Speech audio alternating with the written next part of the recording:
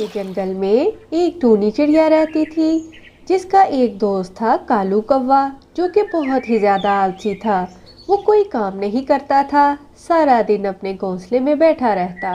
जबकि टूनी चिड़िया बहुत ही मेहनती चिड़िया थी।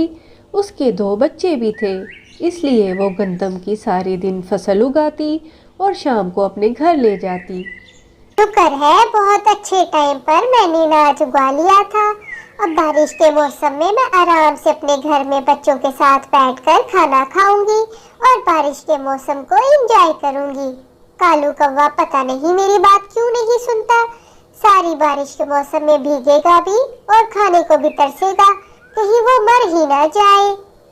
चिड़िया बहुत मेहनती थी, इसलिए उसने अपना सारा अनाज अपने घर में सारे बर्तनों में भर लिया था, ताकि बारिश के मौसम में वो आराम से जिंदगी गुजारे।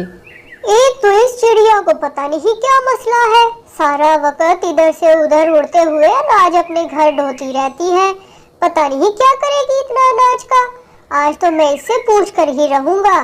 सामने से आ रही है, पूछे बगैर इसको मैं आज जाने नहीं दूंगा। अरे ओ टूनी, टूनी मेरी बात सुन दो, मेरे पास आके बैठ। क्या बात है कालू भैया, मुझे क्यों बुला रहे थे? अरे टूनी, तो इतना अनाज क्यों इकट्ठा कर रही है? इतनी मेहनत कर कर के अनाज घर में क्यों लेके जा रही है? कालू भैया, बारिश का मौसम तो आने ही वाला है, मेरे 2 बच्चे भी हैं। बारिश के मौसम में मैं बाहर कहीं खाना नहीं लेने जा सकूंगी, तो मेरे बच्चे तो भूखे मर जाएंगे। इसीलिए मैं तुमसे भी कहती हूँ, अपने लिए कोई पक्का मकान बना लो, ताकि तुम भी बारिश में आराम से बैठकर अपने घर में एंजॉय कर सको और खाना खा सको। मगर तुम तो मेरी बात सुनते ही नहीं। इतनी बारिश में तुम कहाँ से खाना लाओगे? भूखे मर जाओगे तुम तो। टुनटुनी कालू कौवे को बहुत ज्यादा समझाती है, मगर वो तो एक नंबर का आलसी था, इसलिए वो उसकी कोई बात नहीं मानता था। बस एक कान से सुनता और दूसरे से निकाल देता। ये नहीं समझता था कि टूनी उसके भले के लिए कह रही है। ऐसे ही दिन गुजरने लगे। कालू कौवा नहीं सुधरा, वो बिल्कुल आलसी ही बना रहा। ना उसने अपना घर बनाया और ना खाना इकट्ठा किया। अरे 2 दिन हो गए हैं, ये बारिश तो खत्म होने का नाम ही नहीं ले रही।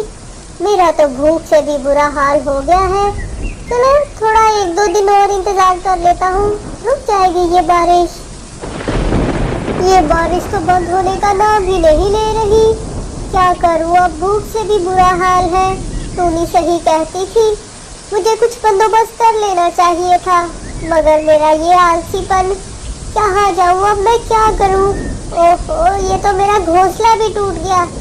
अब तो लगता है मुझे टूनी के घर जाना पड़ेगा। बाहर रहा तो इस बारिश से मैं तो मर ही जाऊंगा। भूख भी बहुत लगी है, चलता हूँ टूनी के घर। टूनी चिड़िया दरवाजा खोलो, जल्दी करो। अरे कालू भैया, इतनी बारिश में यहाँ क्या कर रहे हो? तुम ठीक तो हो ना?